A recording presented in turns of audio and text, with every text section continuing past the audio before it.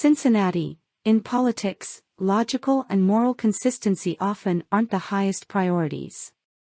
That was starkly true in the 2018 campaign to make then-Rep. Larry Householder Speaker in the legislative session that would begin the following January, according to evidence presented in federal court on Wednesday.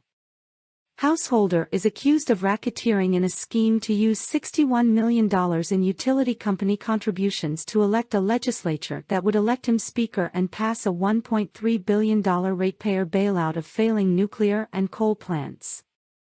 At the time of his arrest in 2020, federal prosecutors said it was likely the biggest bribery and money laundering scandal in the long history of public corruption in Ohio. In 2016, a financially struggling householder was running for his old Perry County House seat with an eye toward regaining the Speaker's gavel 2 years later.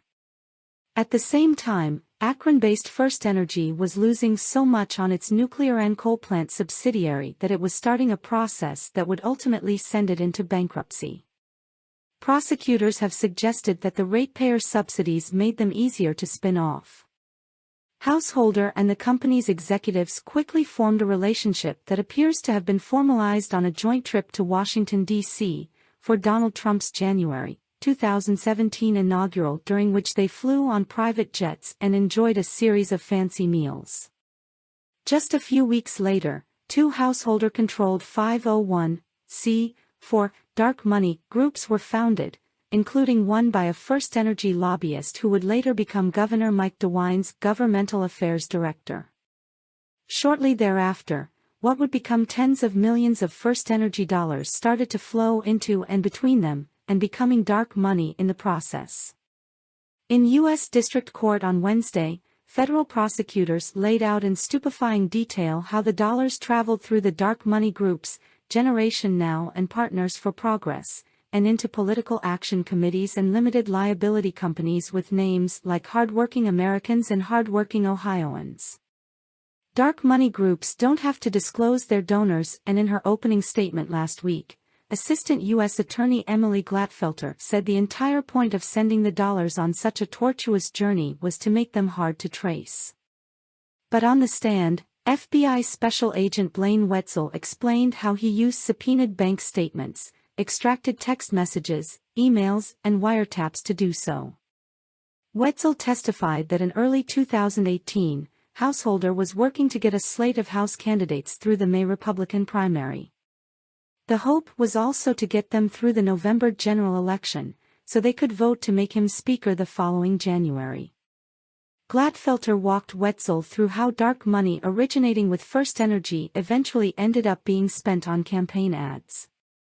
One, against Householder's primary opponent, went after him for taking dark money. In other words, dark money was being used to slam the use of dark money. It slammed Kevin Black for dirty money, dirty politics over the funding, and because he had been supported by former Republican Speaker Cliff Rosenberger, who had been the object of an FBI investigation.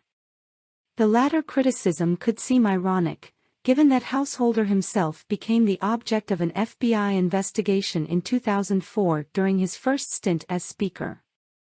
But consistency and avoiding hypocrisy hardly seemed to be the point in a March 2018 wiretapped phone conversation between Householder and political consultant Neil Clark. The consultant was also charged in the case, but he died by suicide in 2021.